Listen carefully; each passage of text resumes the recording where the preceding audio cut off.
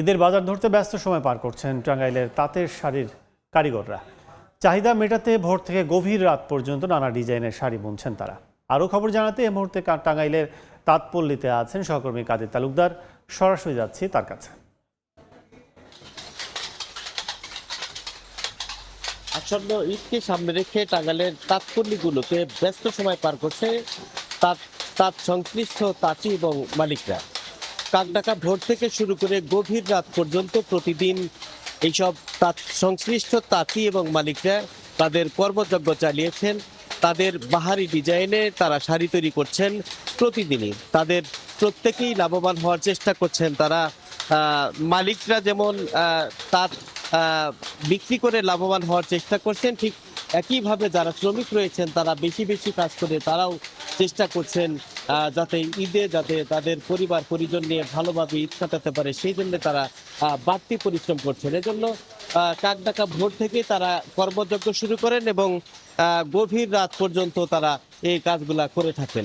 তবে সবচেয়ে বড় বিষয় হলো যে তারা যে অভিযোগটি করেছে যে আগের তুলনায় কিন্তু সেই পরিমাণ তাঁত শাড়ির চাহিদা কমে গিয়েছে, যে কারণে শ্রমিকের সংখ্যাও কমে গিয়েছে। যেখানে অনেক এই টাঙ্গাইলের যে তাঁতপল্লী রয়েছে সেখানে যেখানে লক্ষাধিক তাঁত ছিল বা প্রায় 2 লক্ষাধিক শ্রমিক ছিল, তারা কাজ করে তাদের জীবিকা নির্বাহ করত, তাদের পরিবার পরিজন নিয়ে ভালো থাকতে পারতো। কিন্তু এখন কিন্তু সেই পরিমাণে নেই। এখন একেবারেই নগণ্য পরিমাণে এখানে শ্রমিক রয়েছেন এবং তাঁতও রয়েছেন একেবারেই নগণ্য।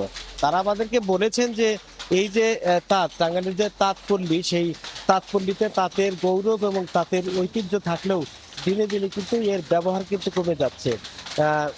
শাড়ির পরিবর্তে সালোয়ার কামিজ সহ অন্যান্য যে পোশাক রয়েছে, বিদেশি পোশাকগুলোই কিন্তু মানুষ এখন ব্যবহার করছেন। শুধুমাত্র মা চাচিরা যারা রয়েছেন, বয়স্ক মানুষ যারা রয়েছেন, তারাই কিন্তু এই শাড়িগুলো ব্যবহার করছেন।